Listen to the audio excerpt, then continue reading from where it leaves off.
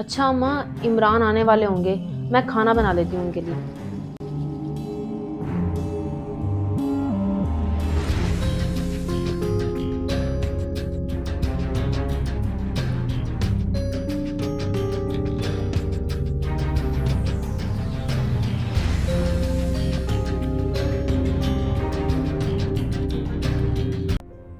जहन में बात तो मैंने डाल ही दी है, देखो अब क्या होता है, अकल आ ही जाए इसे।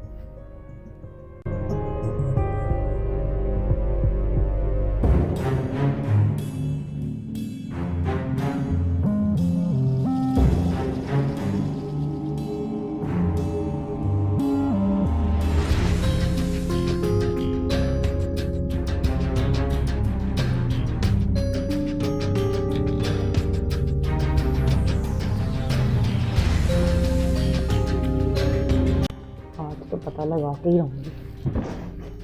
अम्मा जी क्या ढूंढ रही हैं आप? किसी चीज की जरूरत थी तो वनीसा को कह देती। ढूंढ तो मैं रही थी, लेकिन दवाइयाँ।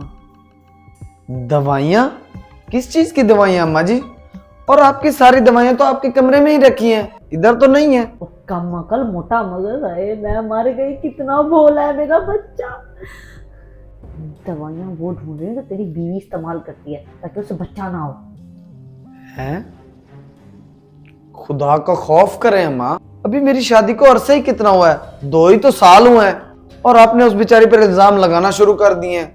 ओ बेवकूफ, 2 साल का अरसा कोई कम अरसा नहीं होता। और मैंने तो सुना है कि आजकल की जो लड़की है ना, वो जान छुड़वाती हैं कि हमें औलाद ना हो, जिम्मेदारी ना हो, इसीलिए दवाइयाँ इस्तेमाल करती हैं। और हो सकता है ये भी दवाइयाँ इस्तेमाल करती है, तो तू है ही भोला, सारा दिन काम से बाहर रहता है, क्या पता है इसने दवाइयाँ ले। आजा मेरा बेटा, मिलके ढूंढते हैं, इसी कमरे में मिलेंगे हमें, आजा आजा। और रुको अम्मा, ऐसा कुछ भी नहीं है। तो अगर ऐसा कुछ नहीं है तो पोता क्यों नहीं हो रहा? तुझे माँ के जज्बात का कोई एहसास है या नहीं है? सारा दिन वेली पड़ी रहती हूँ मैं। दूसरों की तरह मेरी भी ये ख्वाहिश है कि मैं अपने पोता पोती खिलाऊं। अब मर जाऊंगी तो फिर क्या तब ख्वाहिश पूरी होगी मेरी? ओहो अम्मा, ऐसी बातें तो ना करें। अल्लाह ताला आपको लंबी जिंदगी दे। और आपको क्या हो गया है? ये सब अल्लाह ताला के हाथ में है, और जब अल्लाह पाक चाहेंगे हमें अपनी रहमत या नेमत से नवाज देंगे। बस मैं ही सबको बोलती हुई बुरी लगती हूँ, ख्वाहिश क्या कर ली, सारे मेरे ही दुश्मन बन गए। वो कल की आई लड़की तुम लोगों को बड़ी अजीज लग रही है, दफाओ बाहर में जाओ, किसी को कुछ नहीं कहती मैं। अरे अम्मा बात तो सुनो मेरी। अम्मा को पता नहीं क्या हो गया, अगर ये सब ऐसे ही चलता रहा तो घर में मसले मसाइल बढ़ जाएंगे। मुझे अब्बा से बात करनी पड़ेगी।